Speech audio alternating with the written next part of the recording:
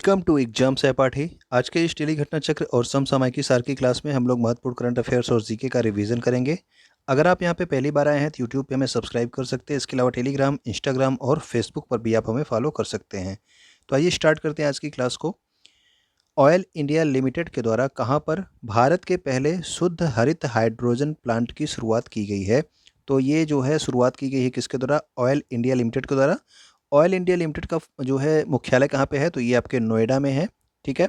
और इसने जो है स्टार्ट किया है भारत का पहला शुद्ध हरित हाइड्रोजन पायलट प्लांट कहाँ पे? जोरहाट, असम में। ओके। ऑयल इंडिया लिमिटेड के वर्तमान में अध्यक्ष कौन है? तो ये भी नियुक्ति इसी वर्ष की गई है ऑयल इंडिया लिमिटेड के अध्यक्ष की, और इसके अध्यक्ष हैं रंजीत रथ। ओके। भारत का पहला बायोमास आधारित हाइड्रोजन संयंत्र कहाँ पर स्थापित होगा? तो ये आपका बायोमास आधारित हाइड्रोजन संयंत्र है जो कि स्थापित होगा महाराष्ट्र मध्य प्रदेश के खंडवा जिले में।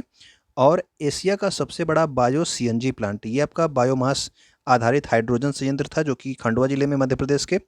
और बायो सीएनजी प्लांट अगर आपसे पूछा जाएगा तो ये कहाँ पे है? तो ये आपके इंदौर मध्य प्रदेश में स्थापित किया गया। ओके।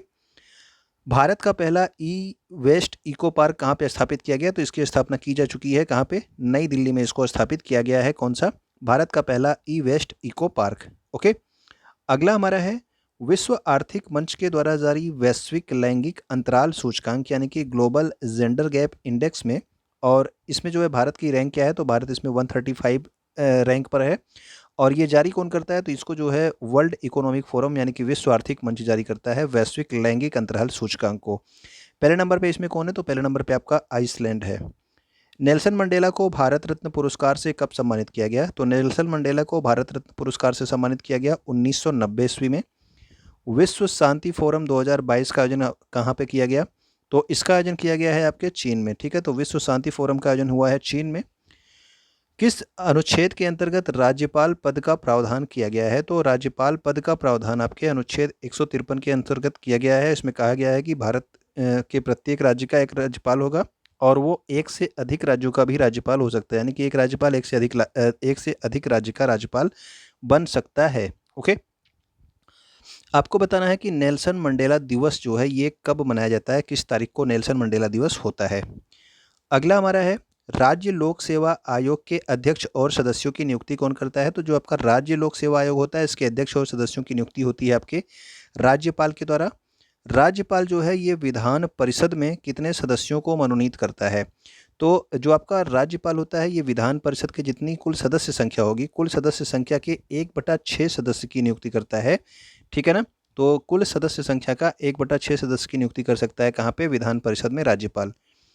किस अनुच्छेद के तहत राज्यपाल अध्यादेश जारी कर सकता है? तो राज्यपाल की जो अध्यादेश जारी करने की शक्ति है वो है अनुच्छेद 213। अगर आपसे पूछ लिया जाए कि राष्ट्रपति की अध्यादेश जारी करने की शक्ति क्या है तो आप कमेंट करके बता सकते हैं। किस अनुच्छेद के तहत राज्यपाल किसी विधेयक पर अनुमति देता है या अनुमति को रोक सकता है?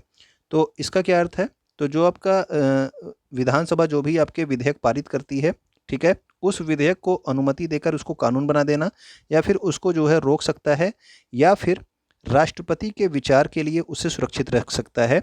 तो ये अनुच्छेद 200 के तहत ये तीनों काम कर सकता है राज्यपाल। ओके। अगला हमारा है जून 2022 में जीएसटी काउंसिल की 47वीं बैठक का आयोजन कहाँ पे किया गया? तो ये जून 2022 में 47वीं बैठक हुई थी जीएसटी काउंसिल की, और ये बैठक हुई थी आपके चंडीगढ़ में। Okay. QS best student cities ranking 2023 के अनुसार छात्रों के लिए सबसे बेहतर शहरों की सूची में दुनिया का सर्वश्रेष्ठ शहर किसे बनाया गया, किसे घोषित किया गया, किसे नामित किया गया? तो जो आपका दुनिया में छात्रों के लिए सर्वश्रेष्ठ शहर है वो है आपका लंदन। और दूसरे नंबर पे कौन है? तो दूसरे नंबर पे आपका सियोल है। सियोल जो है ये किस देश की राजधानी है? अगर आपको पता हो तो आप कमेंट करके बताना। ओके। किस टेलीस्कोप ने ब्रह्मांड की पहली रंगीन छवि जारी की है? तो ब्रह्मांड की पहली रंगीन छवि जारी की है जेम्स वेब स्पेस टेलीस्कोप ने, और इसे बनाया गया है नासा, इसके साथ आपका यूरोपियन एजेंसी और आपका कनाडा, ठीक है ना। तो इन तीनों के द्वारा मिल करके इसे निर्मित किया गया है जेम्स वेब स्पेस टेलीस्कोप को। और ब्रह्मांड के भी हाल ही में पहली रंगीन छवि जो है जारी की है इसने जेम्स वेब स्कोप टेलीस्कोप ने। ओके। अगला है हमारा महाराष्ट्र सरकार के द्वारा मदर टेरेसा मेमोरियल अवार्ड से किसे सम्मानित किया गया? तो मदर टेरेसा मेमोरियल अवार्ड ये दिया गया दिया मिर्जा और अफरोज शाह को, ठीक है। तो ये दोनों लोग का नाम याद रखिएगा। इन्हें दिया गया मदर टेरेसा मेमोरियल अवार्ड, और किस सरकार के द्वारा? तो महाराष्ट्र सरकार के द्वारा। हाल ही में अगले 5 वर्षों में 20 रेड पांडा को सिंगलीला नेशनल पार्क में स्थापित किए जाने की घोषणा की गई है। यह राष्ट्रीय उद्यान किस राज्य में स्थित है? तो जो आपका सिंगलीला नेशनल पार्क है, इसमें जो है अगले 5 वर्षों में 20 रेड पांडा को स्थापित किया जाना है, और ये जो है आपके है स्थित कहाँ पे? दार्जिलिंग, पश्चिम बंगाल में ये आपका स्थित है। Okay, Singalila national park. हाल ही में न्यायमूर्ति रोहिणी आयोग का कार्यकाल 2023 तक के लिए बढ़ा दिया गया है।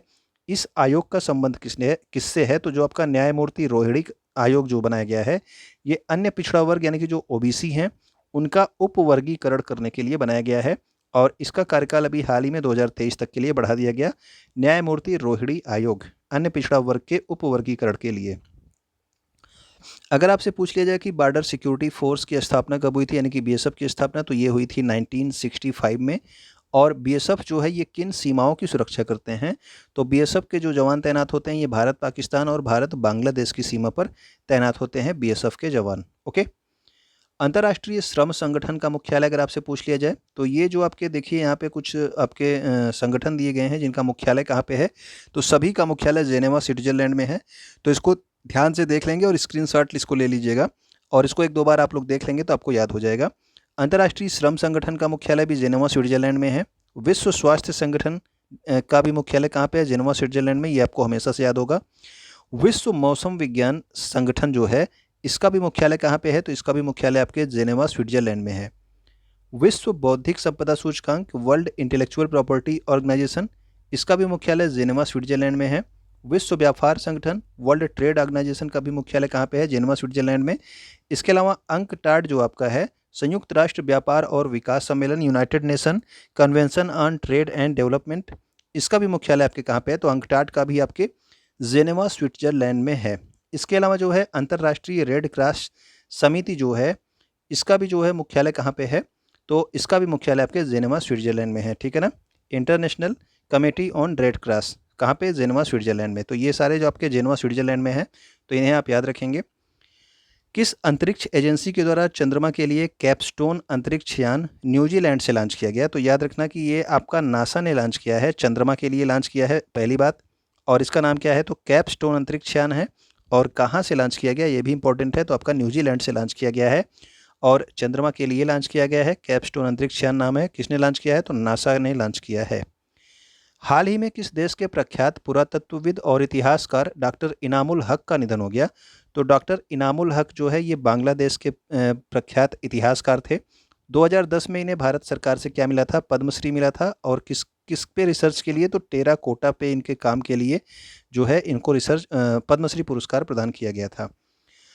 अगला हमारा है सिंगापुर ओपन बैडमिंटन चैंपियनशिप की जो सुपर 500 प्रतियोगिता है, इसके महिला सिंगल्स का खिताब किसने जीत लिया? तो पहली बार जो है पीवी सिंधु ने सुपर 500 खिताब जीता है।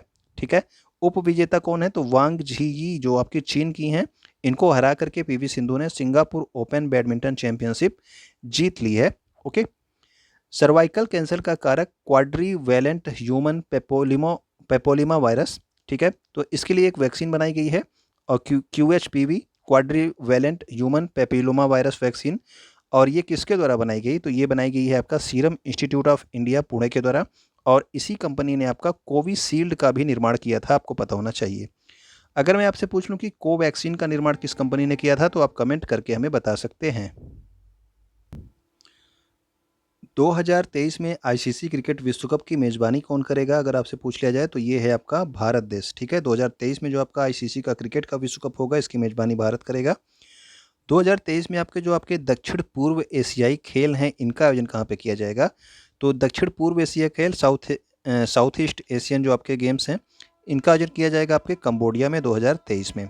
ओके, अभी हाल ही में ओडिशा ओपन बैडमिंटन टूर्नामेंट 2022 का भी आयोजन किया गया, और इसमें पुरुष एकल का खिताब किसने जीता था? तो ये आपका जो ओडिशा ओपन थे ये बैडमिंटन टूर्नामेंट था, ये याद रखना। तो पुरुष एकल का खिताब जो है किरण जॉर्ज ने जीता था, और महिला एकल का खिताब उन्नति हुडा ने जीता था। ये आपका उल्टा हो गया, इसको ध्यान से देखिएगा। ठीक है ना, तो ये आपका हरियाणा की थी उन्नति हुडा, और किरण जॉर्ज कहाँ के थे? तो ये आपके केरल के थे। ठीक है, अगला हमारा है 2022 का नेल्सन मंडेला शांति पुरस्कार किसे प्रदान किया गया? तो 2022 का नेल्सन मंडेला शांति पुरस्कार दिया गया मृणालिनी अखौरी को, जो कि झारखंड की एक सिंगर हैं। ओके, अब देखते हैं 19 जुलाई 2022 के महत्वपूर्ण करंट अफेयर्स को। कौन सा राज्य अपनी इंटरनेट सेवा रखने वाला भारत का पहला और एकमात्र राज्य बन गया है? तो खुद की इंटरनेट सेवा देने वाला जो है आपका केरल ये है, पहला राज्य बन गया है, भारत का पहला राज्य। और इसे जो है आपके भारत के दूरसंचार विभाग से इसका जो है सर्टिफिकेट भी प्राप्त हो गया है। ठीक है, तो अपने राज्य की अपनी इंटरनेट सेवा रखने वाला पहला राज्य हो गया है केरल। इसका नाम है Kerala fibre optics network limited. Okay, national stock exchange यानी कि एनएससी के जो है नए एमडी और सीईओ के रूप में किसे नियुक्त किया गया है? तो नेशनल स्टॉक एक्सचेंज के जो आपके नए एमडी और सीईओ बनाए गए हैं, ये हैं आपके Ashish Kumar Chauhan. National stock exchange का मुख्यालय कहाँ पे है? अगर आपको पता हो तो आप कमेंट करके बताइएगा। ओके, आशीष कुमार चौहान को एनएससी का एमडी और सीईओ बनाया गया है। अभी हाल ही में 52वें बीजीबी बीएसएफ, तो बीएसएफ का फुल फॉर्म आपको पता है, बॉर्डर सिक्योरिटी फोर्स, और बीजीबी का फुल फॉर्म क्या है? तो ये Bangladesh guards, border guard Bangladesh है। ठीक है ना, तो ये आपका बांग्लादेश की सुरक्षा बल है और ये आपका भारत का सुरक्षा बल।